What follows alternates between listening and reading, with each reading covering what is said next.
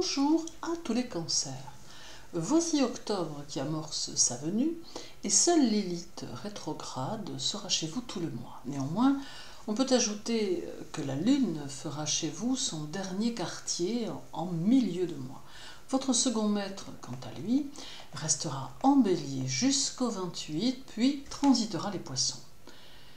Lilith sera donc dans votre signe durant tout le mois d'octobre et sa rétrogradation semble pouvoir marquer une phase importante dans les décisions que vous aurez à prendre. Vous aurez besoin d'un temps de réflexion pour les décisions très importantes et serez plus spontané lorsqu'il sera question des décisions quotidiennes. Lilith marque ici un besoin de sécurité matérielle qui pourra prendre plus d'ampleur au fur et à mesure que l'année 2023 approchera. Vous serez en quête de moyens ou d'idées pour faire évoluer vos rentrées financières ou tout du moins pour faire en sorte que votre situation s'équilibre et que vous puissiez faire face à vos obligations. Vous serez regardant ou regardante sur les dépenses et adopterez une attitude très responsable quant à vos finances. Vous aurez plutôt tendance à vous tourner vers des investissements, quels qu'ils soient, fiables et concrets, au lieu de prendre des risques et de perdre ce que vous possédez. Lilith amène aussi, du fait de sa rétrogradation, un besoin de solitude ou d'indépendance plus prononcé. Cela peut entraîner quelques couacs en amour, auxquels vous saurez répondre en vous montrant rassurant ou rassurante. Du 16 au 18, la Lune sera chez vous et elle formera le 17 son dernier quartier. Alors elle va apporter ici de nouveaux contacts et des relations chaleureuses et elle vous invite à demeurer attentif ou attentive à l'égard de votre entourage tout en cherchant à créer autour de vous une ambiance harmonieuse et paisible. Elle va favoriser l'organisation de votre travail ainsi que sa gestion. Elle vous invite toutefois à faire des projets multiples, mais pas forcément très ambitieux, et amène une notion de temps et de méthode qui est à prendre en considération, tout en faisant en sorte de ne pas brusquer les événements et les situations.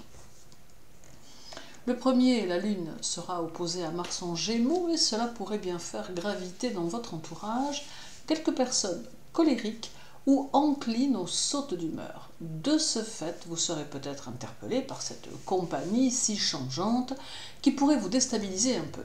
Cette opposition génère aussi des jalousies dont il faudra vous méfier.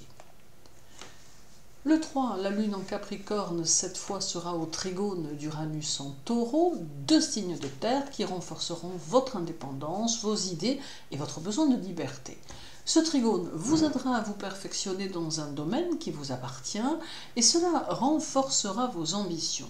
Sur le plan énergétique, ce duo Lune-Uranus amène un besoin d'action, mais vous demande de consacrer du temps à l'équilibre de votre santé et de trouver un régime de vie qui puisse vous convenir et vous apporter plus de résistance. Cela sera renforcé le 4 par une conjonction à Pluton en Capricorne qui vous demandera également de reconsidérer votre progression sociale en améliorant tout ce qui pourrait l'être. Demeurez toutefois dans la discrétion quant à vos objectifs car vous générerez en ce mois d'octobre beaucoup de jalousie ou de rivalité. Le 8, la Lune en Poisson sera opposée à Mercure en Vierge et le 9, lors de son passage en Bélier, elle sera opposée au Soleil en Balance. Ces oppositions peuvent mettre en évidence ce qui est caché, tout comme elles peuvent faire ressortir des situations anciennes que vous pensiez entériner depuis longtemps.